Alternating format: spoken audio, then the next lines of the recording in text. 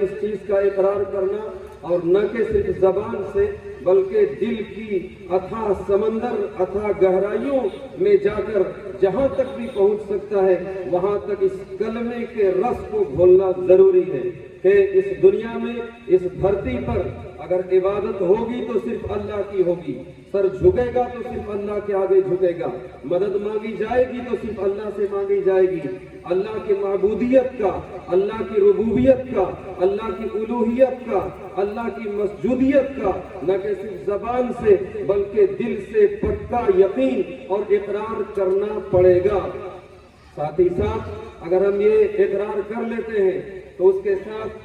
رسول صلی اللہ علیہ وسلم کی رسالت کا بھی اقرار کرنا ضروری ہوگا، نہ کہ صرف زبان سے بلکہ دل کی گہرائیوں سے کہ محمد صلی اللہ علیہ وسلم اللہ کے رسول ہیں، اللہ کے رسول برحق ہیں۔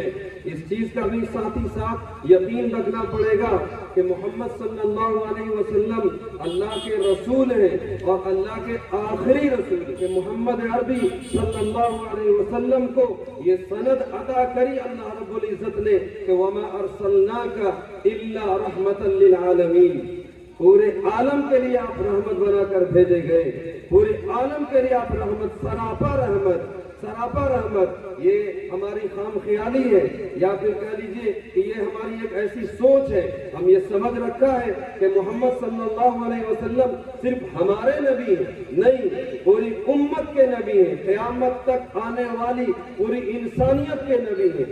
کسی خطے کے نبی نہیں ہے، کسی علاقے کے نبی نہیں ہے، کسی ضلع اور شہر اور کسی گاؤں کے خاص نبی نہیں ہے، بلکہ پوری آفاقی نبی ہے، آفاقی نبی ہے، ہر علاقے کے لیے، ہر قصبے کے لیے، ہر محلے کے لیے، ہر لوگ کے لیے، چاہے وہ کسی قوم سے تعلق رکھنے والا ہو، کسی مذہب سے اس کی نسبت اپنے آپ کو جوڑنے والا ہو، لیکن محمد عربی صلی اللہ علیہ وسلم قیامت تک آنے والی پوری انسانیت کے نبی ہیں۔ یہ اللہ رب العزت کا، اللہ وحدہ لا شریک لہ کا بے پناہ شکر ہے کہ اللہ رب العزت نے ہم سبوں کو یہ شرف بخشا، ہم سبوں کو یہ ملکہ عطا کیا کہ ہم ایسے اللہ کے محبوب نبی کو، ایسے اللہ کے چہیتے نبی کو، لاڈلے نبی کا امتی بنایا، اس کا کلمہ پڑھا۔ جب نبی سب سے افضل، جب نبی رحمت، جب نبی آخر، تو یہ بھی یاد رکھنا چاہیے کہ اللہ رب العزت نے اس امت کو یوں ہی نہیں چھوڑا، اس امت کے لیے بھی یہ اعلان کر دیا کہ کنتم خیر امت اخرجت للناس، کہ یہ امت بھی خیر ہے، یہ امت بھی بہترین ہے، یہ امت بھی حسن ہے، اس بنیاد پر کہ اس امت کے اندر درد ہے، اس بنیاد پر کہ اس امت کے اندر احساس ہے، اس بنیاد پر کہ اس امت کے دل میں کچوکے لگتا ہے، اس بنیاد پر کہ اس امت کے اندر رات کی نیند یہ قربان کرنے والی امت ہے، اور ضرورت اس چیز کی ہے کہ یہ سمجھے، یہی وجہ اس امت کے خیر امت ہونے کی کہ یہ امت سمجھتی ہے، جانتی ہے، اس کو بتا دیا گیا ہے قرآن کے ذریعے سے، احادیث نبویہ کے ذریعے سے کہ تمہاری ذمہ داری کیا ہے۔ التی انعمت علیکم وانی فضلتکم علی العالمین، اللہ رب العزت نے بنی اسرائیل کو بھی فضیلت بخشی تھی، لیکن اپنے فرض منصبی کو انہوں نے بھلا دیا، اپنے فرض منصبی کو جو ان کا فریضہ تھا، جو ان کو کردار ادا کرنا چاہیے تھا۔ ہمارے دل میں یہ احساس نہیں ہے کہ ہم خیر امت نہیں ہیں تو مکمل مسلمان نہیں ہیں۔ اگر ہمارے دل کے اندر یہ احساس اور یہ فکر اور یہ شعور نہیں ہے کہ ہم خیر امت نہیں ہیں، اور اگر احساس ہے بھی تو عملی کردار اور عملی جامہ پہنانے سے ہم قاصر ہیں، تو خدا کی قسم ہم پکے مسلمان نہیں ہیں۔ اللہ کے رسول صلی اللہ علیہ وسلم نے انفرادی نظام عطا کیا، سماجی نظام دیا، معاشرتی نظام رکھا، سیاسی نظام عطا کیا۔ ان تمام کے تمام نظام کو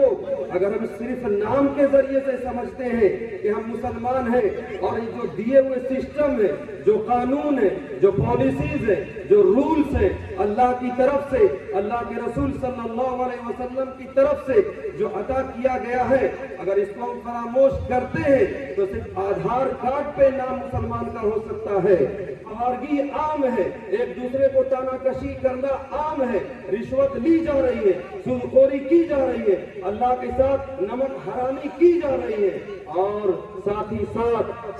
ساتھ جہیز جیسے ملعون چیز کو ہاتھ لگایا جا رہا ہے، جہیز جیسے ملعون چیز کو ہاتھ لگایا جا رہا ہے۔ لہذا وحدت امت کا یہ پیغام ہے کہ آئیے ہم سب ایک ہو جائیں اور ایک ہو کر اس ایک امت کی فکر کریں کہ جو چمن بندی کری تھی، جو گلدستہ محمد عربی صلی اللہ علیہ وسلم نے جو تیار کیا تھا، اس گلدستے کو بکھرنے نہ دیں، اس چمن بندی کو ہم تتر بتر نہ کریں، آدھا تیتر آدھا بٹے نہ ہونے دیں۔ اگر ہم ایسا کرتے ہیں تو خدا کی قسم نبی کے مشن پر ہے، اگر ہم ایسا کرتے ہیں تو صحابہ کے طریقے پر ہے، اگر ہم ایسا کرتے ہیں اس لیے کہ کوئی بھی دلیل پیش نہیں کر سکتا کہ ابو ہریرہ رضی اللہ عنہ اہل حدیث تھے یا دیوبندی تھے۔ کوئی بول سکتا ہے کہ ابو ہریرہ اہل حدیث تھے یا دیوبندی تھے؟ حضرت حنظلہ اہل حدیث تھے یا دیوبندی تھے؟ نبی کے شہدائی تھے، اللہ کے گرویدہ تھے،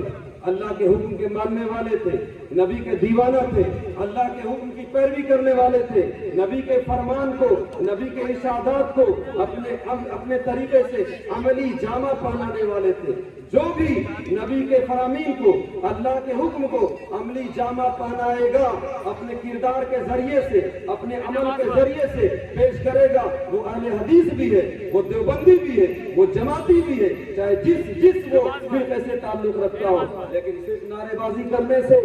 اور صرف تال ٹھوک دینے سے اور صرف اعلان کر دینے سے کام نہیں چلے گا۔ درد ہوتا ہے، احساس ہوتا ہے۔ اس بنیاد پر مبارک چک کے لوگوں، مبارک چک کے نوجوانوں، آپ قابل مبارکباد ہو کہ آپ اس طرح کے کانفرنس کو سجائے ہو۔ میں آپ کو تہہ دل سے سلام پیش کرتا ہوں۔